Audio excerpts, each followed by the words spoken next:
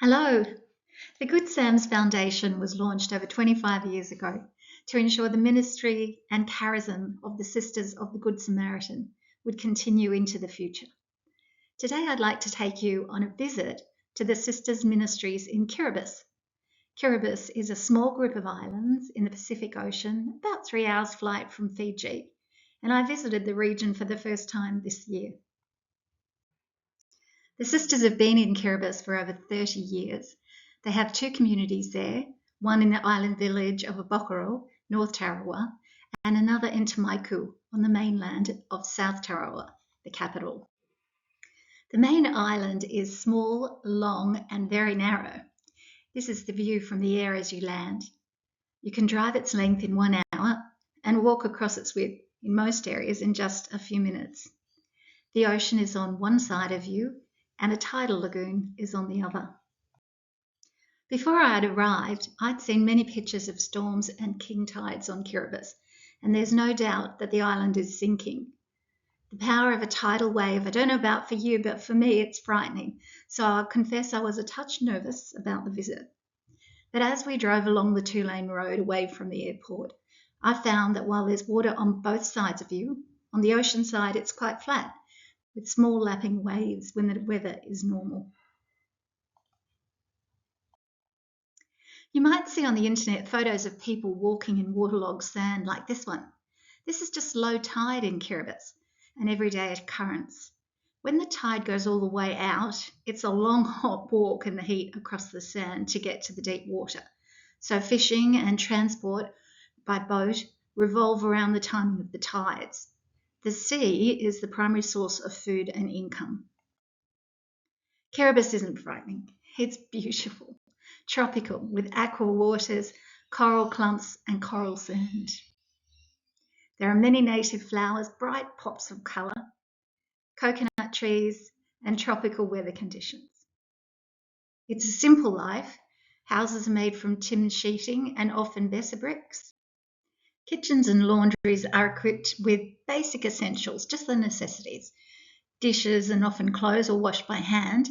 On the right, you can see a simple laundry bowl. It's outside with a water pipe for washing clothes. The ocean is often used for bathing and also sometimes as a toilet. There are outdoor sleeping platforms so that families can lay down in the evening to catch a cool breeze and rest, and outdoor structures for community meetings. They're called maniabas. On the right there, that's the Sisters of the Good Samaritan kindergarten maniaba at the village of Abokoro. It's been set up here for Mass. What would we be having for dinner tonight if we were in Kiribati? When meals are healthy and sourced locally, it might be fresh fish, sold by the ocean side, coconuts, pandanus fruit and breadfruit. And on special occasions, and money permitting, and if you've been raising one in your front yard for a while, there might be a roast pig or chicken for dinner. The water is largely undrinkable, so the locals catch rainwater in tanks. We'll see one in a minute. And they use it for drinking, cooking and brushing their teeth. If you don't use rainwater and you jump in the shower, just remember to keep your mouth closed.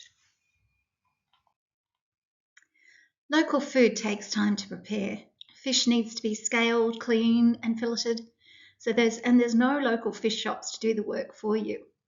That's given rise to the popularity of imported fast foods. And a diet favouring biscuits and rice is now not uncommon in Kiribati, and that leads to two problems. The first is poor health, heart disease and diabetes, and plastic packaging waste.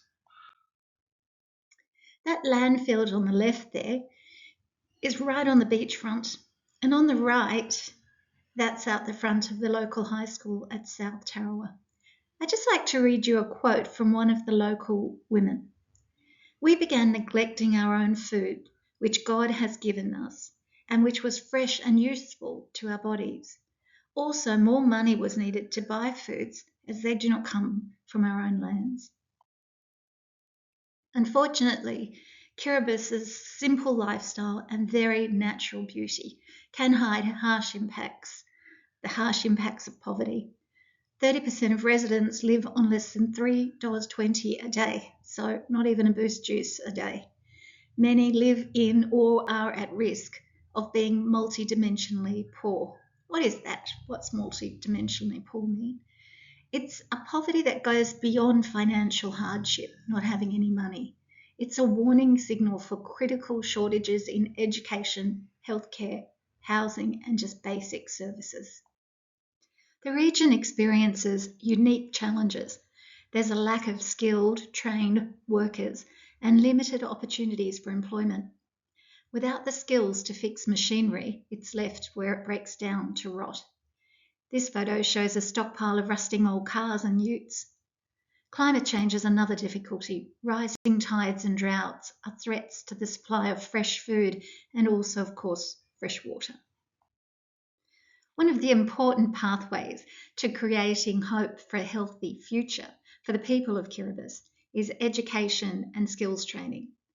That's why the Good Samaritan Foundation's focus in Kiribati is on raising funds and awareness for two of the sisters' ministries. The first is the renovation of the old convent to create a new centre for the community in Tamaiku. It's to be a gathering and learning space for vulnerable community groups.